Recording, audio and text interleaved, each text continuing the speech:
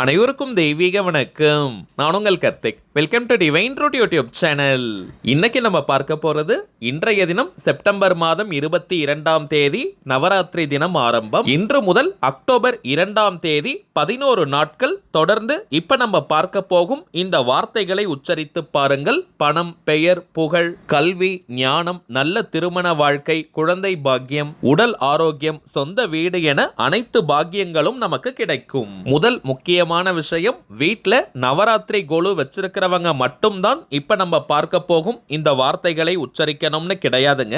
நவராத்திரி விழா கொண்டாடும் பழக்கம் இல்லாதவர்கள் கூட இப்ப நம்ம பார்க்க போகும் இந்த வார்த்தைகளை தாராளமாக உச்சரிக்கலாம். அதே போல ஆண்கள், பெண்கள் எல்லாருமே இப்ப நம்ம பார்க்க போகும் இந்த வார்த்தைகளை உச்சரிக்கலாம். நம்ம சேனலை ரெகுலரா பார்க்கிறவங்களுக்கு தெரியும், எந்த ஒரு ஆன்மீக விசேஷ நாட்களாக இருந்தாலும் சரி, அன்றைய தினம் முறைப்படி விரதங்கள் இருக்க முடியாதவங்க, கோவிலுக்கு போக முடியாதவங்க மற்றும் பூஜைகள் செய்ய முடியாதவர்களுக்காக எளிமையான மந்திர ஜபங்கள், நாம ஜபங்கள், ரகசிய வழிபாட்டு முறைகள் மற்றும் தாந்திரிக முறைகள்னு பல பதிவுகளை பார்த்துக்கிட்டு இருக்கோம். அந்த வரிசையில இப்ப நம்ம பார்க்க போறது அனைத்து சக்திகளின் ஸ்வரூபமாக விளங்கக்கூடிய அன்னை புவனேஸ்வரியினுடைய அற்புதமான திருநாம ஜப முறை.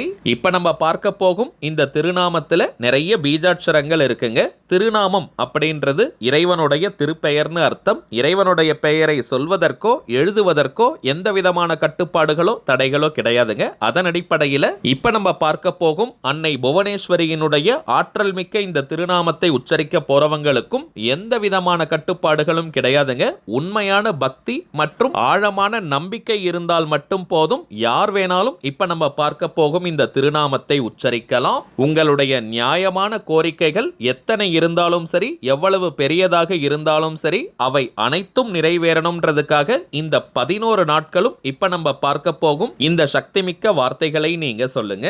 சரிங்க, நம்ம பார்க்க போகும் அந்த அற்புதமான திருநாமம் என்ன, அதை எப்படி, எந்த நேரத்தில், எத்தனை நாட்கள் உச்சரிக்கணும்ன்றத இந்த வீடியோல டீடைல்டா நம்ம தெரிஞ்சுக்கலாம். அதற்கு முன்னாடி நம்ம சேனலை இப்பதான் நீங்க ஃபர்ஸ்ட் டைம் பாக்குறீங்கன்னா மறக்காம சப்ஸ்கிரைப் பண்ணிக்கோங்க. பக்கத்துல இருக்க பெல் ஐகானையும் பிரஸ் பண்ணிக்கோங்க. அப்பதான் அப்லோட் பண்ற எல்லா பயனுள்ள தகவல்களும் உடனடியாக உங்களுக்கு நோட்டிபிகேஷன்ல வரும். முக்கியமான விஷயம், நிறைய பேருக்கு இருக்கக்கூடிய சந்தேகம், நவராத்திரினாலே அது 9 நாட்கள் தானே, ஆனால் ஏன் நம்ம 11 நாட்களுக்கு இந்த வார்த்தைகளை உச்சரிக்கணும்னு பார்த்தோம்னா, மிக அபூர்வமாக சில ஆண்டுகள் மட்டும் 11 நாட்கள் நமக்கு நவராத்திரி கிடைக்கும். அதாவது மகாலய அமாவாசை முடிந்து அடுத்த நாள் நமக்கு நவராத்திரி விழா தொடங்கும். அன்றைய தினம் முதல் நவமி திதி வரை இருக்கும் 9 நாட்களை நவராத்திரியாக நம்ம எடுத்துப்போம். 10ஆம் நாள் தசமி திதியை விஜயதசமியாக நம்ம கொண்டாடுவோம். ஆனால் இந்த 2025ஆம் ஆண்டு நவமி திதி 2 பட்டு வருதுங்க. அதாவது 2 நாட்கள் தொட்டு வருவதனால 10 நாட்கள் நவராத்திரியாகவும் 11ஆவது நாள் வரக்கூடிய தசமி திதியை விஜயதசமியாக நம்ம எடுத்துக்கிறோம். அக்டோபர் 1ஆம் தேதி புதன்கிழமை சரஸ்வதி பூஜை,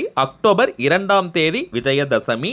இப்ப நம்ம பார்க்க போகும் இந்த திருநாம ஜபத்தை செய்ய போறவங்க இன்றைய தினம் செப்டம்பர் 22ஆம் தேதி திங்கட்கிழமை முதல் அக்டோபர் 2ஆம் தேதி வியாழக்கிழமை வரை இருக்கும் 11 நாட்களும் தொடர்ந்து ஜபம் செய்யணும். இந்த பதிவை கொஞ்சம் தாமதமா பார்க்கிறவங்க நாளைய தினம் செப்டம்பர் 23ஆம் தேதி செவ்வாய்க்கிழமை கூட இந்த நாம ஜபத்தை நீங்க ஸ்டார்ட் பண்ணிக்கலாம். டைமிங்ஸ் பார்த்தோம்னா தினமும் ஒரே நேரம் தாங்க. அதாவது மாலை 6 மணி முதல் இரவு 11 மணி வரை இருக்கும். இந்த இடைப்பட்ட நேரத்துக்குள்ள எப்ப வேணாலும் இப்ப நம்ம பார்க்க போகும் திருநாமத்தை சொல்லலாம். நீங்க வீட்ல இருந்து, கோவில்ல இருந்து, ஒர்க் பண்ற இடம், பிசினஸ் பண்ற இடம்னு இருக்கும் இடத்திலிருந்தே திருநாமத்தை உச்சரிக்கலாம். இந்த 11 நாட்களும் நீங்க ஜஸ்ட் குளிச்சுட்டு இந்த திருநாமத்தை சொன்னாலே போதும். தலைக்கு குளிக்கணும்ன்ற அவசியம் கூட கிடையாதுங்க. நார்மலா நீங்க குளிச்சிருந்தாலே போதும். முடிந்தவரை இந்த 11 நாட்களும் அசைவத்தை தவிர்த்துட்டு இந்த திருநாமத்தை சொல்வது நல்லது. அப்படி இல்லைன்னா அசைவம் நீங்க சாப்பிட்டிருந்தாலும் இந்த திருநாமத்தை ஜபம் செய்யலாம், தவறு கிடையாதுங்க. பெண்கள் தீட்டு நேரமாக இருந்தாலும் நீங்க இடைவெளி எடுக்கணும்ன்ற அவசியம் கிடையாதுங்க.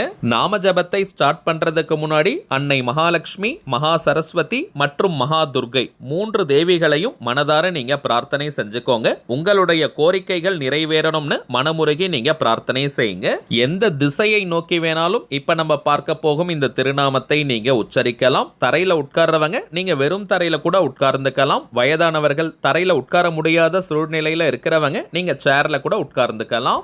இப்ப நம்ம பார்க்க போகும் இந்த திருநாமத்தை ஒரு நாளைக்கு 10 நிமிடங்கள் 10 மினிட்ஸ்னு 11 நாட்கள் தொடர்ந்து 11 டேஸ்க்கு அக்டோபர் 2ஆம் தேதி வரை நம்ம ஜபம் செய்யணும். ஆல்ரெடி நம்ம பார்த்ததை போல மாலை 6 மணி முதல் இரவு 11 மணி வரை இருக்கும் இந்த இடைப்பட்ட நேரத்துக்குள்ள எப்ப வேணாலும் நீங்க திருநாம ஜபத்தை செய்யலாம். உச்சரிக்க வேண்டிய அந்த திருநாமம் ஓம் ஸ்ரீம் ஹ்ரீம் க்ளீம் புவனேஸ்வரியை நமக.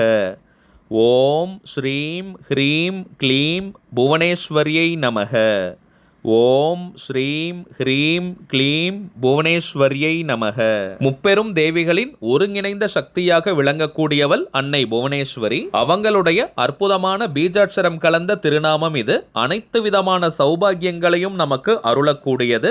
நாளும் கோளும் செய்வதைப் போல நல்லவர்கள் கூட செய்ய மாட்டாங்கன்றது பழமொழி. அதன் அடிப்படையில் அன்னை புவனேஸ்வரியினுடைய இந்த திருநாமம் சகல சௌபாகியங்களையும் நமக்கு வாரி வாரி வழங்கக்கூடியது. நவராத்திரி நாட்களில் இந்த திருநாமத்தை நாம் உச்சரிக்கும் போது கோடி மடங்கு அதிகமான பலன்கள் கிடைக்கும். சோ யாருமே நீங்க மிஸ் பண்ணிடாதீங்க. இப்ப நம்ம பார்த்ததை போல இந்த திருநாமத்தை ஜபம் செஞ்சு பாருங்க. அனுபவ ரீதியாக பலன்கள் உங்களுக்கே தெரியும். அடுத்ததாக சில முக்கியமான பணவசியம் மற்றும் நாம் நினைத்ததை நிறைவேற்றி தரக்கூடிய தாந்திரிக பொருட்களை பற்றி பார்க்க போறோம். முதலாவதாக சர்வவசிய மாலை.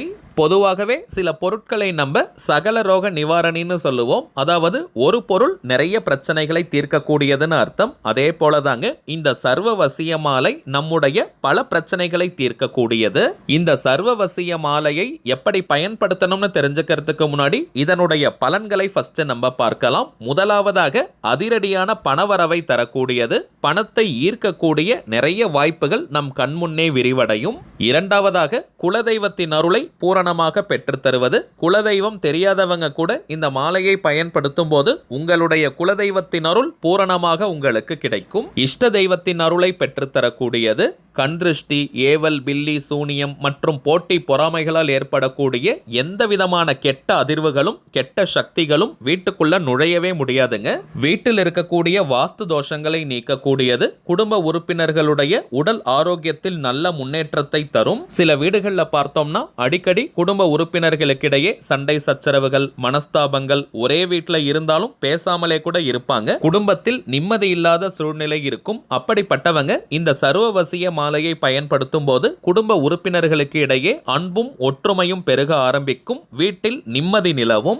7 வசிய கற்களை மஞ்சள் நிற கயிற்றால் கட்டி இந்த சர்வவசிய மாலையை நம்ம வடிவமைச்சிருக்கோம். வீட்டிற்கு மங்களகரத்தையும் தரக்கூடியது. இந்த வசிய கற்களில் இயற்கையான பிளவுகள், கோடுகள் நமக்கு தெரியும். அதுல இருந்து தாங்க இதனுடைய அபார சக்தி வெளிப்படும். இந்த சர்வவசிய மாலையை ஒரு 10 நிமிஷம் உங்களுடைய உள்ளங்கையில நீங்க வச்சு பார்த்தாலே நல்ல பாசிட்டிவ் வைப்ரேஷனை உணர முடியும். சரிங்க, இந்த சர்வவசிய மாலையை எப்படி பயன்படுத்தணும்னு பார்த்தோம்னா இதற்கும் பல முறைகள் இருக்குங்க. முதலாவதாக வீட்டின் தலைவாசல், அதாவது நிலைவாசலில் 2 புறமும் இந்த மாலையை நீங்க தொங்க விடலாம்.